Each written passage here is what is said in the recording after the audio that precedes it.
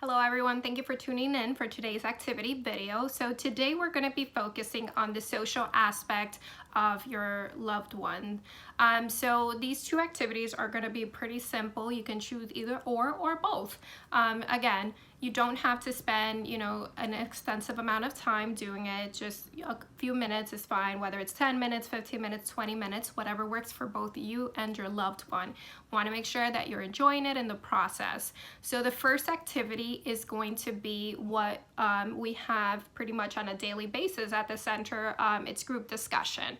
Now, group discussion typically varies in terms of, you can get as creative as you want. So you can have a group discussion about perhaps any current events, so any news happening, whether it's here in New York, in the United States, or in different countries or around the world.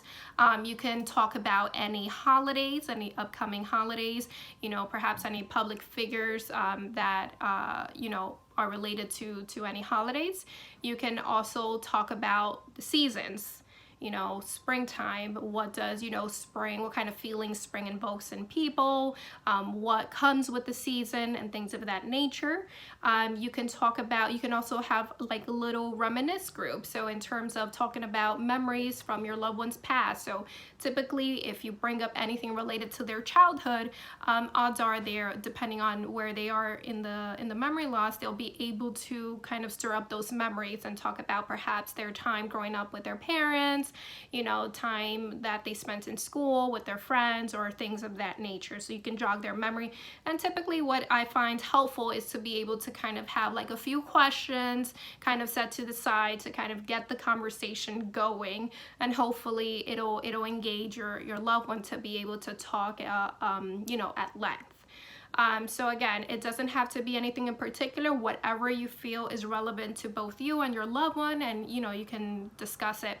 A little bit more structure to add to it, if you wanted to, you can also perhaps research any poems, whether it's in Spanish or English, very short, brief poems that you can perhaps read to your loved ones, and then just simply get the conversation started as to what, feelings, what memories perhaps that particular poem has for your loved one.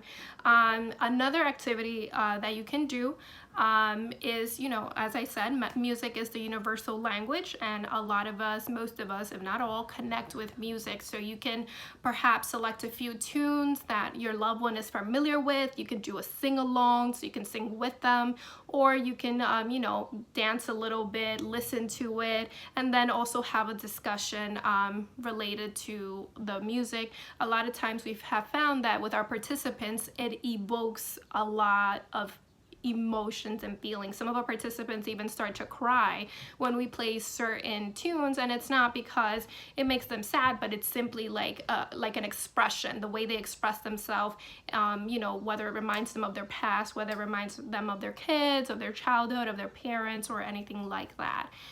So again, with the music, you can get just as creative as the group discussion. You can do the sing-along, then dancing a little bit, and then talking about it, or you can simply do the sing-along, or just the dancing, or just the discussion. It's truly up to you.